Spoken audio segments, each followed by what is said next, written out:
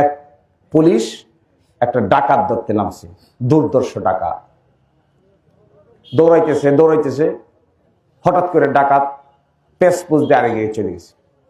পুরা শহর জুড়ে কারফিউ জারি করে দিছে যে ডাকাত পলাইছে।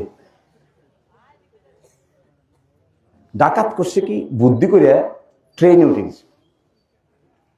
আর পুরা শহর জুড়ে এমন কারফিউ জারি করছে, ডাকাত খুঁজতে করতে মাথা খারাপ। কিন্তু ডাকাত যে ট্রেনে উঠে গেছে এটা আর কারো মাথায় নাই যে ডাকাত তো ট্রেনে উঠে যেতে পারে। ডাকাত ট্রেনে উঠে চলে গেছে অন্যদিকে। পুরা কারফিউ জারি করে শেষ পর্যন্ত পুলিশ বাহিনী হয়রান, ডাকাত তো খুঁজে পাওয়া যাচ্ছে না। পুলিশকে ফাঁকি দিয়ে চলে গেছে, এটা না জানি কি জাতের ডাকাত। তো ডাকাত তো আর কিছু করে নাই, চলে গেছে তো ট্রেনে।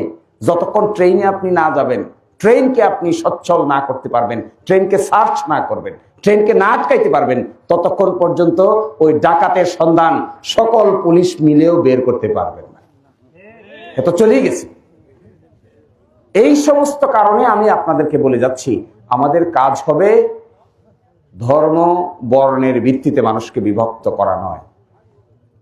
আমি শুনেছি তো বিগত 1-1.5 বছরে অনেক কথা বলে, আগেই একটা ধর্মীয় বিভাজন তৈরি করার চেষ্টা করে। কেন? এটা করলে তো অর্ধেক লোক আগেই বাতিল, অর্ধেক লোক আগে বাতিল হয়ে যাবে না? ধরেন আপনি সাল্লায় হিন্দু আর মুসলমান ভাগ করলেন, খুঁজতে থাকেন দেখি, তাহলে অর্ধেক লোক তো আগেই বাতিল হয়ে যাবে। অর্ধেক হিন্দু ধর্মের হবে, অর্ধেকেরও বেশি হবে সাল্লায়, আর অর্ধেকের কম হবে মুসলমান। তা আমি খালি মুসলমান ভালো লোক খুঁজি, তো হিন্দুদের মধ্যে ভালো লোক যা সেটা খুঁজে বের করতে হবে না? তো শেষ, তো অর্ধেক লোক বাদ দিয়ে ভালো লোক পাবেন কই? আবার উল্টা, আপনারা যখন খুঁজেন, আপনারা খালি হিন্দু লোক খুঁজেন, তো মুসলমান খুঁজেন না, তাহলে অর্ধেক তো আগে বাদ দিয়ে দিলেন। তো অর্ধেক বাদ দিয়ে আপনি কই পাবেন?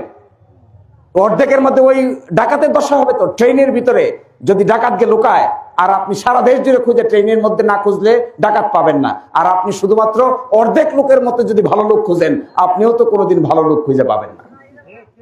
ভালো লোক খুঁজতে গেলে আপনাকে সমন্বিত প্রক্রিয়া নিতে হবে। যেখানেই ভালো পাওয়া যাবে এইটাকেই পিক করে চুজ করে নিতে হবে। এই মন ছাড়া কোনোদিন সমাজ পরিবর্তন করা যায় না।